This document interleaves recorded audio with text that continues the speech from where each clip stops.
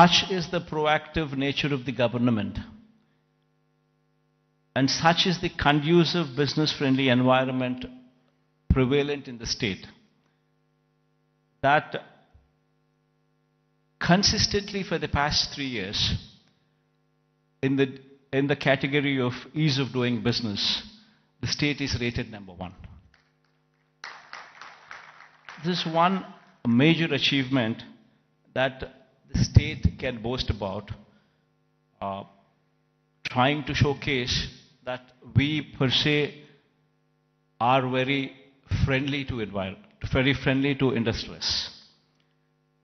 Now, having said that, it has attracted almost 13 lakh crores in the Global Investors Summit, which we concluded last year. 352 MOUs were signed, with an employment potential of close to 6 lakhs. And at a brisk pace, these MOUs are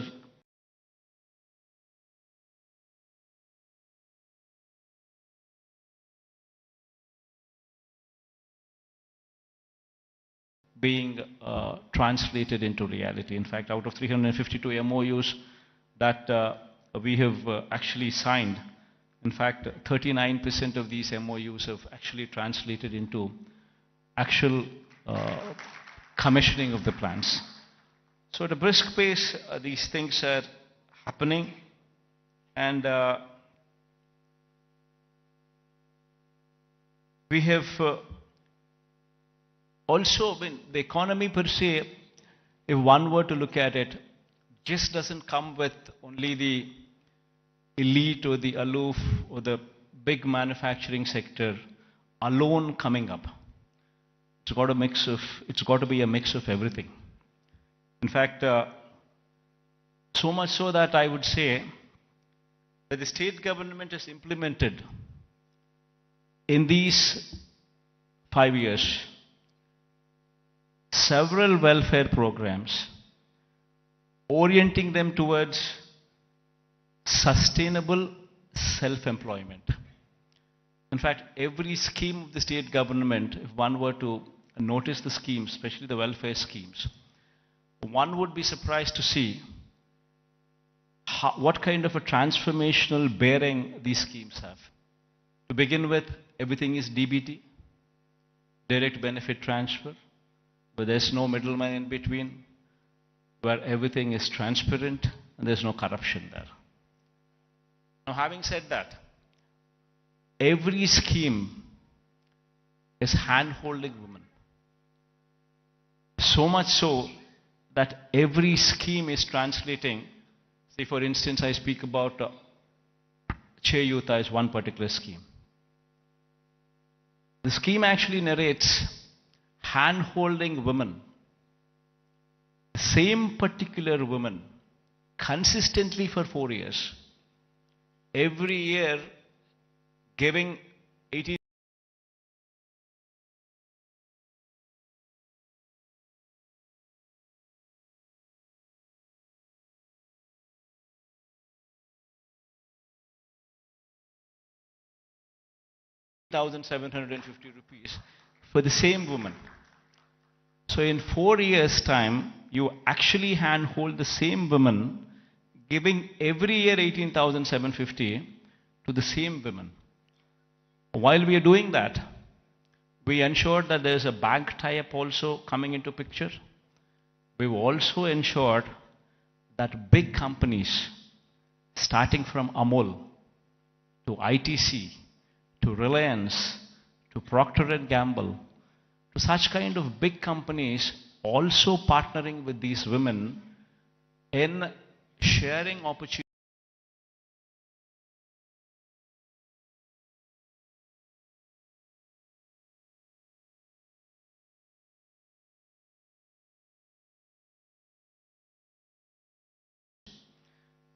Now, most of the employment cycle doesn't come from government employment. Government employment per se, before we had come in, probably we had 4 lakh jobs in government sector. And probably our government being very proactive in actually providing for jobs, could actually create another 2 lakh jobs, which is actually very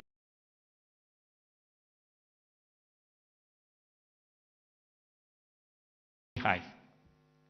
Before we had come in, we had 4 lakhs for decades. And after we had come in, we actually created 50% more jobs in government sector.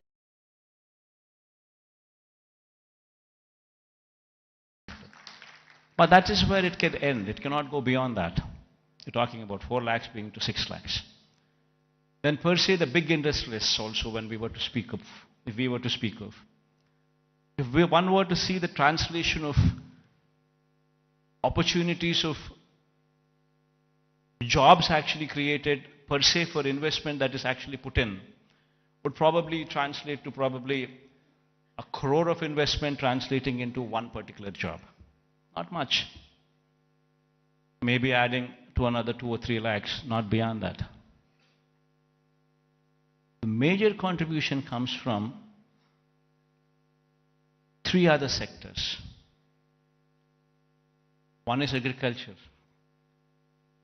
which actually constitutes 62% of the workforce.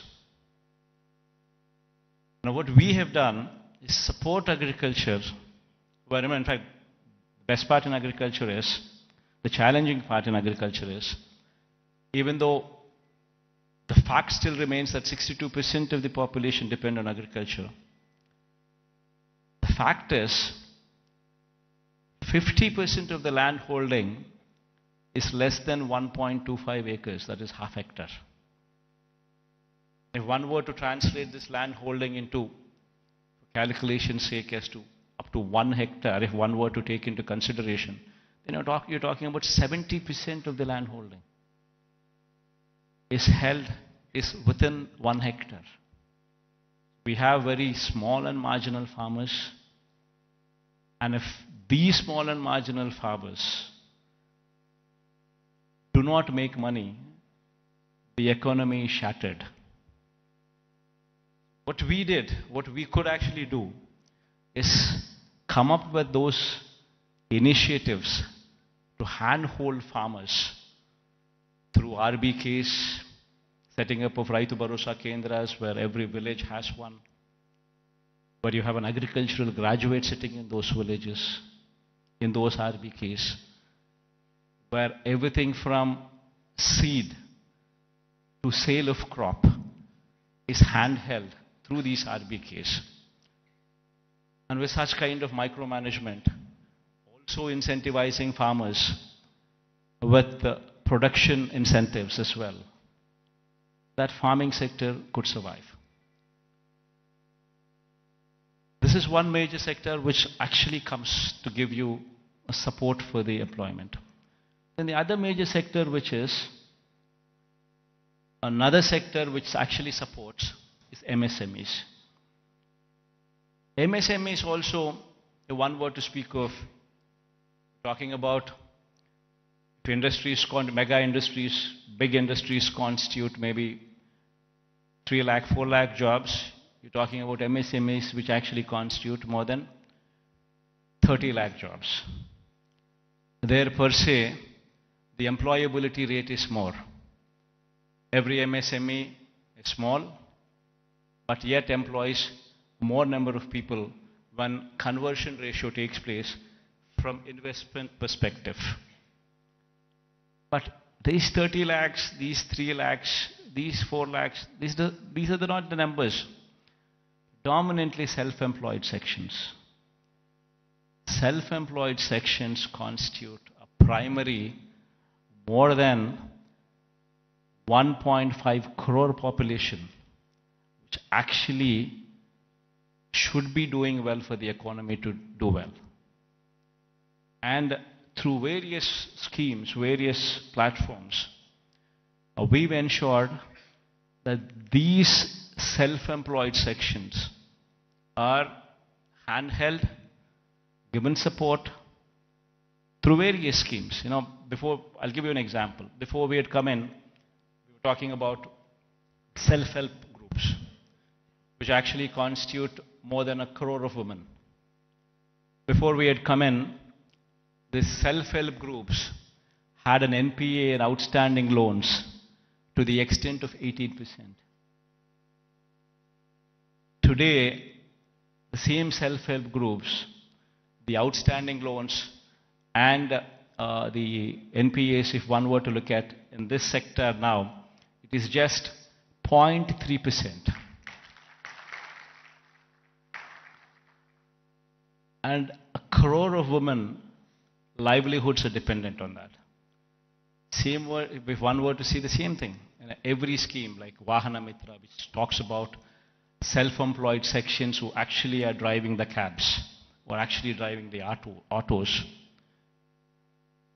If economy there fails, the entire state fails. We're talking about barbers.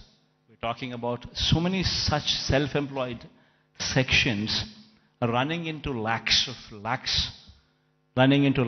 and together running into crores, which actually have been supported so as to render phenomenal growth rate. In fact, when we had come in 2018-19, our state was figuring probably the least among the states in growth rate, in GSDP growth rates. The last year numbers, if one were to say, we are figuring in top 5 states in the country. If GSDP growth rate were to be figured in. Similarly, every initiative that we've taken in supporting every sector, the MSMEs for instance, our state can boast about that we had ensured that timely MSME incentives were given even during the times of COVID. That actually protected the MSME sector, so much so that today the kind of growth that we have seen in MSE sectors was so unprecedented, never so happened in the state of Andhra Pradesh. In fact, the reasons have resulted in the state's manufacturing GVA, when viewed as a percentage of India's manufacturing GVA, increasing to 4% during 2019 to 24 from the corresponding figure of 2.9% during 2014 to 19. That was the previous regime. That is the kind of GVA contribution.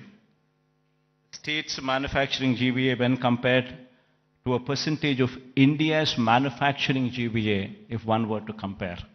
We're actually contributing 4% now versus in the previous regime, contributing to only 2.9% in those days. As I've said, the state's services sector contributes to only 40% of the state's GVA when compared to the national average of 55% and when compared to Telangana's state's average of 63%. Now, this is a position that was occasioned by the state's bifurcation that has deprived Andhra Pradesh of Hyderabad city and the economic benefits associated with it. Now, how do we bring about a change which would actually help boost